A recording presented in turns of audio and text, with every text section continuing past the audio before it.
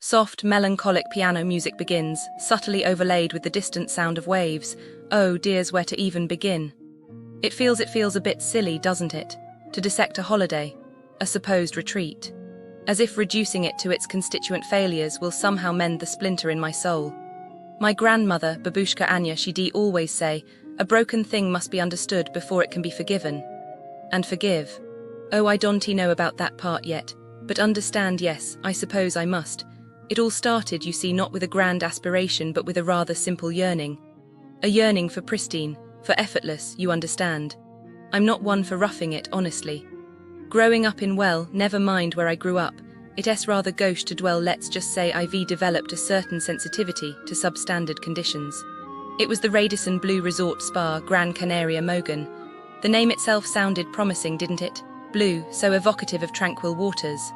Spa, a whisper of restored serenity. My expectations, I confess, were astronomically high. I'm a connoisseur of comfort, a devotee to the decadent. I don't believe in paying for unhappiness, do you? It's absolutely barbaric. And oh, it was unhappiness aplenty. Everything began rather delayingly. Imagine, if you will, arriving after a 5-hour journey, a truly exhausting 5 hours, mind you, my skin practically dissolving from the recycled air, to find oneself marooned in a lobby teeming with other equally weary souls.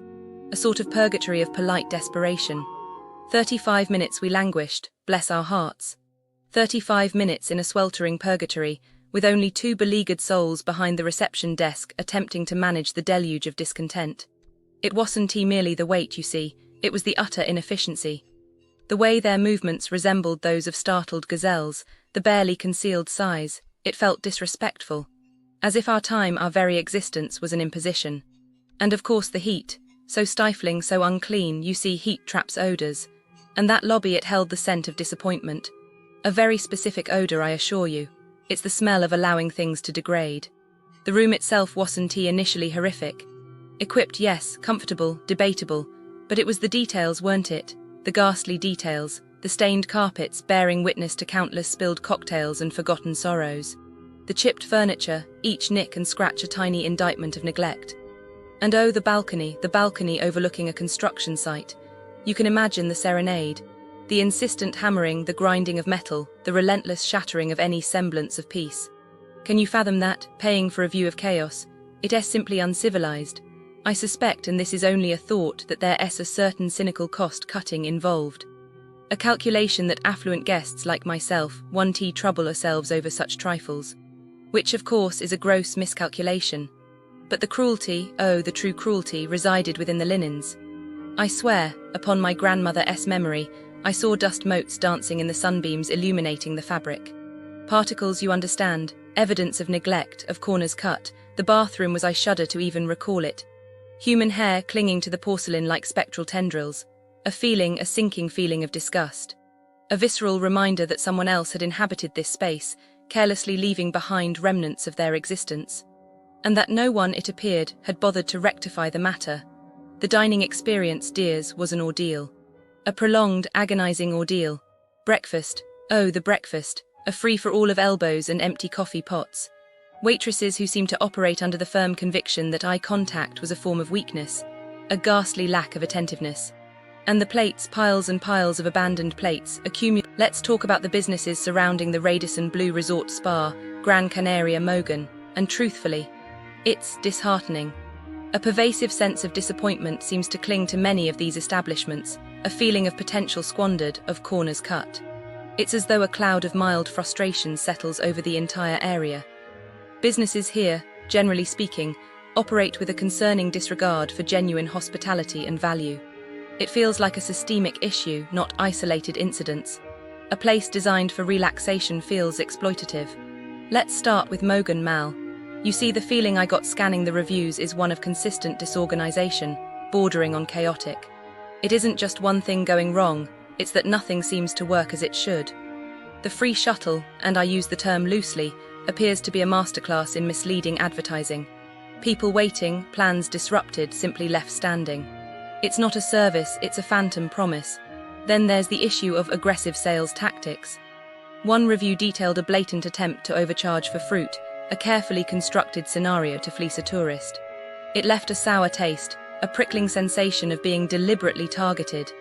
And it isn't just the fruit stand. There are whispers of security guards, more interested in pockets than protection, pilfering from lost property. It breeds a feeling of unease, like trust is a foolish thing to offer. The mall itself is just as sad. Reports of broken rides, stealing money from kids, and a sound system tested at volumes reserved for rock concerts during meal times. This isn't a mall, it's a labyrinth of minor grievances. It's exhausting just reading about it. Moving on to Ocean Beach Club. Here, the issue isn't malice necessarily, it's neglect. A pervasive air of good enough settles over everything. Rooms with insects, broken facilities, a musty smell. It paints a picture of a property stretched too thin, a place where maintenance is an afterthought. The staff, according to some, are less than accommodating, communication a struggle. It's the type of place where you arrive seeking tranquility and find yourself battling for basic comfort. It feels unloved. Then there's the constant noise. Children running amok, angry pool guards, a general lack of peace. It is the opposite of the calm atmosphere you dream of during vacation. The food has given people food poisoning. Honestly, that's unforgivable. A trauma bond being made with a buffet table. Then we have Mr. India restaurant. A pit in my stomach formed as I read through these. A recurring theme emerged: illness. Repeated reports of sickness, of stomach issues following a meal. It wasn't a single instance, it was a chorus of upset stomachs. That's not bad luck, that's a serious problem. Other complaints centered around the quality of the food, tasteless dishes, and a general sense of disappointment. Some accounts even describe being served food that seems distant from the menu description. It's a betrayal of expectation, a culinary disappointment that leaves you feeling not just unsatisfied, but genuinely unwell. Honestly, it's unsettling. The vague reviews, the one-word complaints, it suggests a level of discomfort that people struggle to articulate. Just knowing someone's experience wasn't just bad, but actively harmful feels wrong. The Mint Company, an ice cream shop, operates under a rather peculiar pricing structure. The price leaps dramatically with each scoop. It's almost spiteful, we know you're on vacation tax. At a certain point, adding more scoops becomes absurdly expensive, a clear attempt to capitalize on impulse. It's not just the price, it's the principle. It's the feeling of being taken advantage of over something as simple as ice cream. And the service, reports of a frosty reception, a distinct lack of friendliness. It's a place where joy goes to die. Restaurant NEnoteca. Oh, this one. This one genuinely bothered me. The reviews speak of tiny portions, exorbitant prices, and a feeling of being subtly ripped off. It's a classic scenario: beautiful presentation, underwhelming quantity. The experience is described as a starter pretending to be a main course. It's a calculated strategy, a way to maximize profit at the expense of customer satisfaction. The feeling is consistently described as one of underwhelm, a sense of paying a premium for a substandard experience. The overwhelming sentiment is it's far too expensive for what you actually receive. It's a place where your wallet will weep. Even the local CrossFit gym isn't. Businesses near Radisson Blu Resort Spa, Gran Canaria Mogan, like they can be tricky. I was just looking into this and it's sad, really. Tourists come here for sun and sand, but some shops not so nice. Like there are these electronics stores, yeah, they pretend to be so friendly. Oh, you want a prize, come inside. And then boom, you race stuck for hours. They make you sit, pressure you to pay like 2,000 euros for stuff that doesn't even work. And if you say no, they follow you back to your hotel. Can you imagine? Poor people just wanted a vacation. I bet they left crying, and the shop probably changed its name the next day, and the street touts They act like guides, like they helping you. Free gift, just come in, but inside, it's all fake jewelry or broken gadgets, and if you try to leave, they get pushy. Some tourists said the staff even walked them to their hotel to get their credit cards. That's not okay. I think those people just wanted to hide in their rooms after that, and the shops. Still there, probably doing it to someone else right now. Oh, and the credit card thing, this one sneaky. Some stores